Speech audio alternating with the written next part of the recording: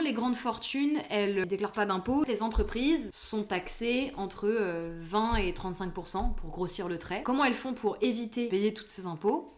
Elles ont leur entreprise et elles se créent une entreprise au-dessus qui s'appelle une holding. Et la holding va devenir détentrice de ton entreprise. Donc en fait, c'est plus moi, Lola, qui ai des parts dans mon entreprise, c'est ma holding. Donc moi, je suis une personne physique et je crée ce qu'on appelle une personne morale. Et ma personne morale, donc une entité qui n'existe pas dans la vraie vie, qui n'est pas palpable, va détenir ton entreprise. Et donc, une entreprise, tous les ans, ton entreprise, elle a un bilan. Qu'est-ce que j'ai fait comme argent ? Et si... Donc enfin, on calcule ce qu'elle a fait comme argent. Et ensuite, dans ce qu'elle a fait comme argent, qu'est-ce qu'elle a dépensé comme argent ?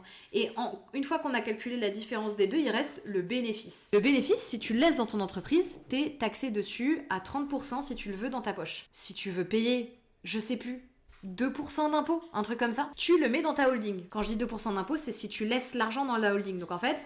ton bénéfice, il va être aspiré par ta holding une fois par an. Et là, tu tombes à 2% d'impôt. Uniquement si l'argent est laissé dans la holding. Si tu veux, toi, reprendre l'argent de la holding pour toi en tant que personne physique, tu repayes 30% d'impôt, ce qu'on appelle la flat tax. Et donc, du coup, tu laisses cet argent dans ta holding et ta holding va elle-même créer d'autres sociétés. Par exemple, une SCI, donc une société qui te permet d'acheter un appartement, une maison pour toi. Ce qui fait que du coup, t'as fait remonter l'argent, t'es à 2% d'impôt au lieu de 30%, et cet argent, du coup, t'as sauvé 28%, et cet argent, tu le mets dans une société. Et cette société va te permettre d'acheter une maison. Donc en fait, au lieu de payer 30% d'impôt, t'en as payé 2%. Donc t'as économisé 28%. C'est énorme.